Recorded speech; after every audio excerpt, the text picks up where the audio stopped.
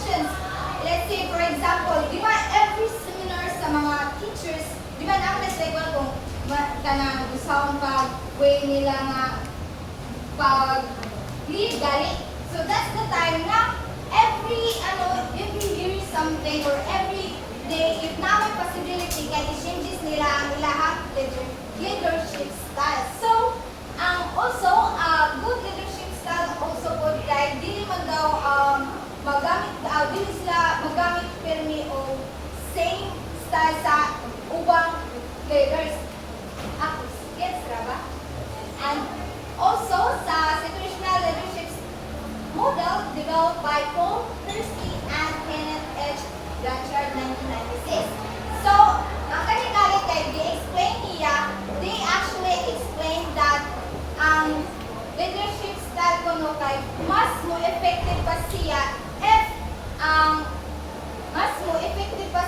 leadership style if they actually know how to adjust gali ang ilahang pag way of or like how they kanang kung saan nila pag adjust ang ilahang leadership style. So, ang leadership style also actually depends on two behaviors.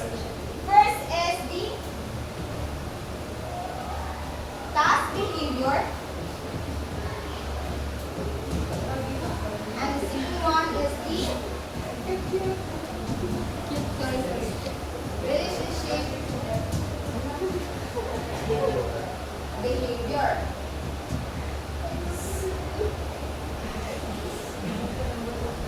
Kasi, alas si Mika nagkatawa. So,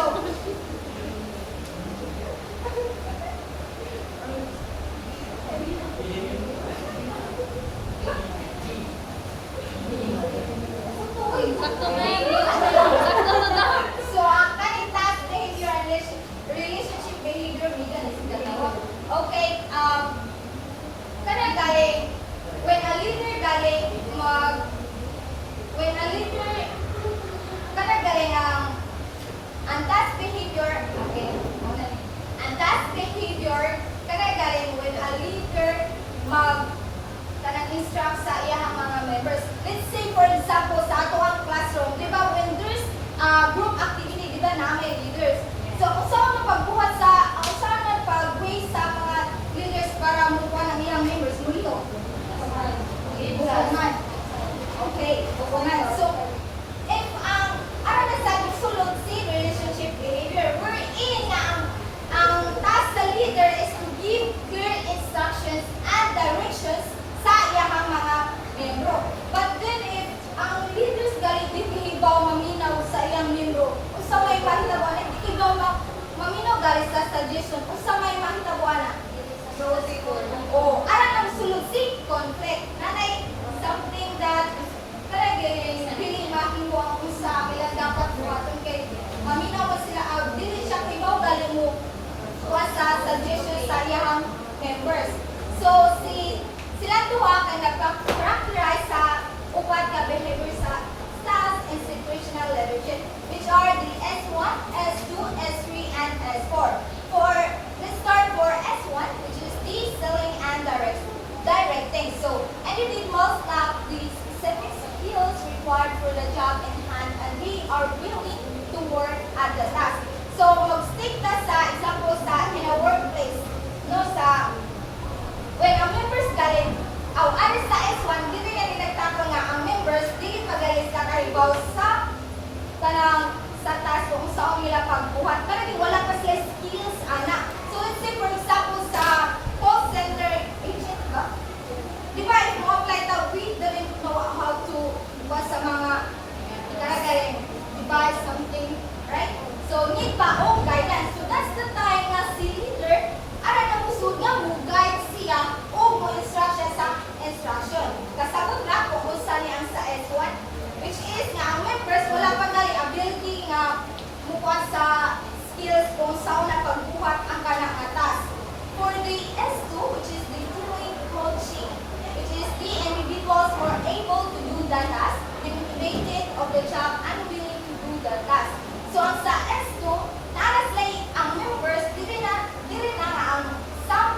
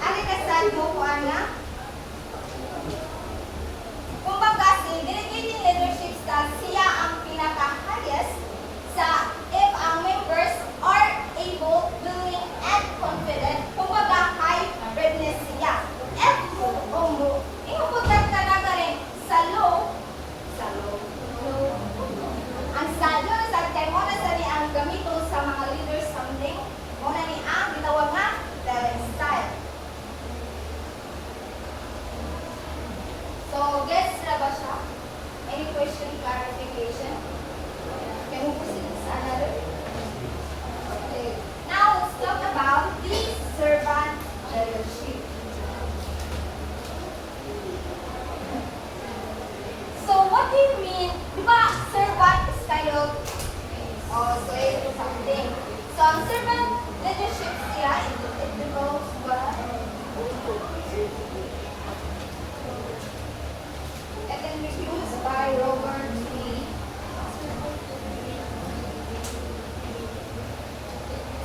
So, ang servant leadership, it talks about tanagaling ang mga leaders sa mga officials, tanagaling mag-think sila na they think more kanang helping sa ilang main goal kay to help sa people to serve without seeking power or authority. But I think right now wala na may nana nga mga government official galit kay they're more on thinking about power and authority. Very good, yes.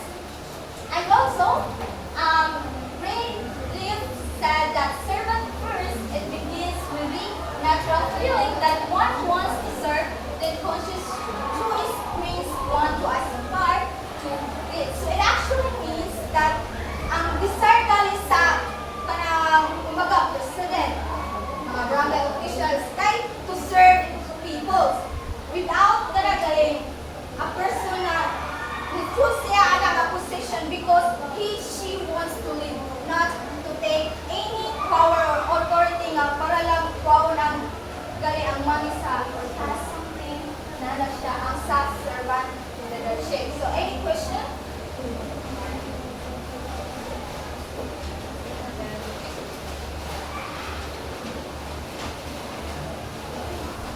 Okay. Now, the best test of servant leadership is to serve grow as person, which is nga ang leadership kay mungkod galing sila, they actually help to improve their skills, confidence in terms of leading the country or the citizens. Though they become healthier, wiser, freer, and more autonomous, which is galing they help makuha ang nila galing self-wherein na work ang people as independently, nag-work matag independently, or because of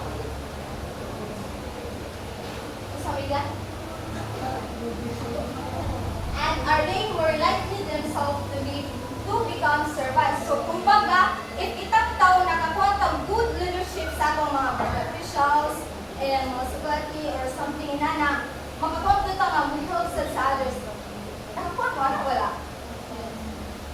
Give the control ka ng higan. Next, if nakakuha na baka, hindi ka na, yung ka na,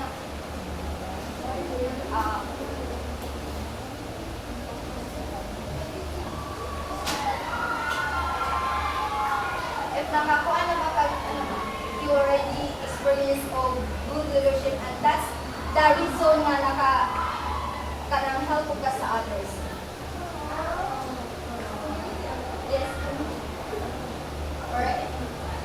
Sa ano kay masinod dito kanang naay leadership ako sa mga community gani kay diba ako naman ang church sa community diba, so sa mga church po kay kanang nindot gani ang makatabang ka sa uban kay kanang magpapili kay nga ba yan kana gani dili mahimo ang usa ka event kung walay good na leadership kay gihaman mo tuwan ang gihaman mo buhat kung mag-team ako sa lain pa kay ang leader ay magbuhat sa meeting pahibuhat din niya diba di. So, there is one way kung nindot ang mag-lead, ikaw sa teamwork, napay compassion ito yung pati sa uban nga mas mo-inspired ka nga mo tapos sa uban. Ang example ni Megan kay matunay siya sa example sa servant leadership, which is ang example diri kay si Jesus Christ. Ano maka? Because he was a servant. Have you already watched the galing nag-watch siya sa outfit sa mga makakasala? So, mauna siya ang example sa servant leadership. Wherein nga, ang ginikuha dito nga process, he who wants to break must be the servant of all. Kung sa mga siya, ang kani siya nga process, do you have any idea of it?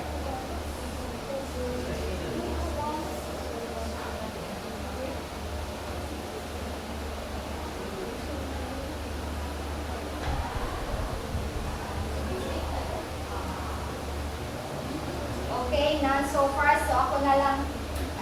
So, pasabot ano siya kay kanang true greatness kanang mo serve ka is not just because of kanang galing i-think nimo ang sarili mo, but also nga ikuan po nimo ang mga tao nga imong gipang serve. Something like that. Ano ba daw ang phrase? Siguro ba daw siya people pleaser? Hindi mo siya yung sa people first pleaser. Kaya nakuha naman siya sa ano.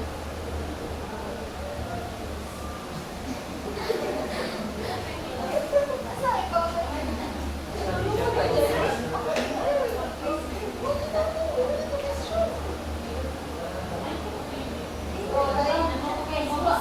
Ay, so kung Ay, sa sa. Ideas. Sige. Siya. I think yun siya lagi mo sir, wala yan yung natakumpaba at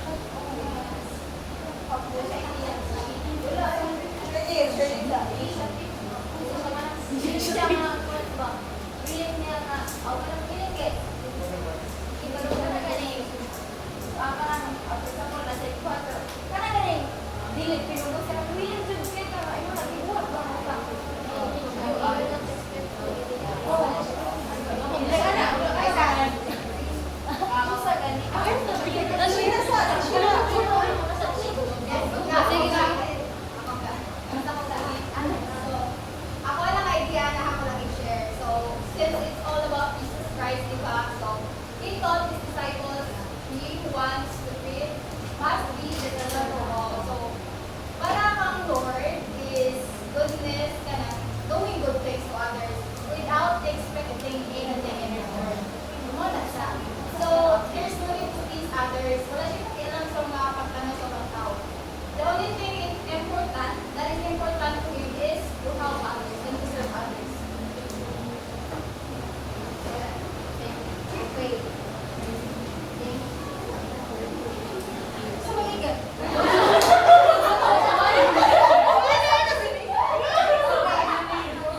naka-record ba yun? Naka-record dito mga ako, naka-record. Gawas na lang yun. Okay, POP is the word public service. Wherein it actually refer to mga kanang barangay officials, mga nag-dated sa tuwang country, something. So, ang ilahang talaga rin, ilahang goal as a servant is to someone. Is to talk us. What do you think nga karoon nga ng tabu? Nag-serve as ka lang. Di ba wala?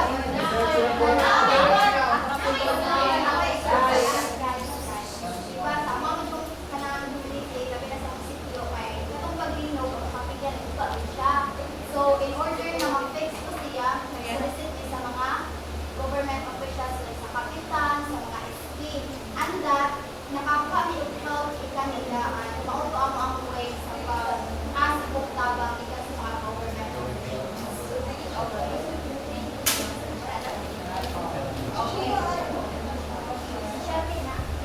Okay, so ang sa servant leadership rather kay it talks about how you choose to be to serve others dito without seeking sa yun, without seeking power or authority. Kung baga nilid ka para sa ikalang mo sa right? And also sa situational leadership kay it talks about the changes siya or adjust sa imuhang behavior in terms of leading sa imuhang membro. So any question, clarification? Okay, so that's the end. Are not